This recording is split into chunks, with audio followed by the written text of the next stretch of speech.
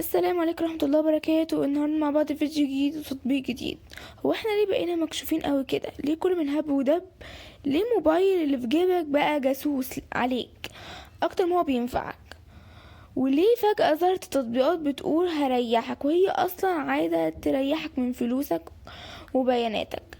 خليك معايا للاخر عشان اقولك اللعبة ماشية ازاي، وهل احنا فعلا بنستفاد ولا بنتشحن في الكرتونة. مساء الفل على كل واحد عارف ان يا جبل ما يهزك ريح، بس التطبيقات دي بقى بتجيب المجارح زي ما بيقولوا على الميكروباصات كده. خايف من اللي يديك الامان ومن التطبيق اللي بيقولك انا بالمجان. النهاردة هنتكلم عن غول التطبيقات اللي دخل في حياتنا لدرجة انه ناقص يحدد لينا ناكل ايه ونشرب ايه. التطبيق ده في الحقيقة ساكن بحدين، بتوفر وقت ومجهود وبتحل ازمات لجاسوس وتوصل. كان زمان بتاخد ايام، لكن في نفس الوقت هي بتقرب كل التحركات وتفضيلاتك.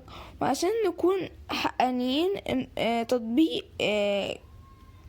كيوموف طلع بقوة في المجال الخدمات اللوجستية والشحن. فكرته ببساطة انه حلقة وصل بينك وبين الشركات التانية او مناديب عشان تخلص مصالحك بضغط الزرار.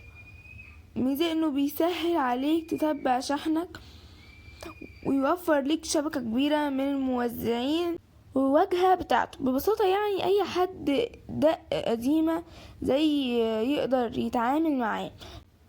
بس العيب بقى انك بتسلم رابط شحنتك لسيستم، ولو السيستم هنج او المندوب فصل ملح وداب، بتبدأ دوامة خدمة العملاء اللي مش بتخلص. وعشان تستخدمه صح لازم تكون ناصح، يعني بيانات الشحن بتتكتب بالمالي،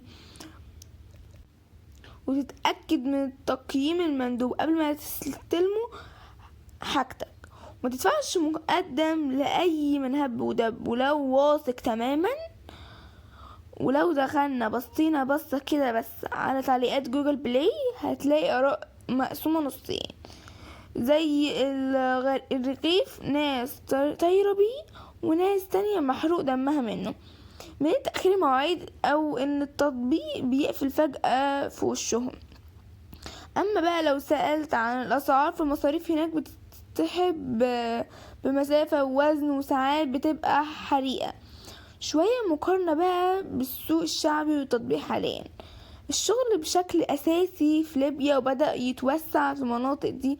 وسؤال اللي بيجنن أي حد وبيشككني، هو ازاي التطبيق ده مجاني والمطور بيكسب منه؟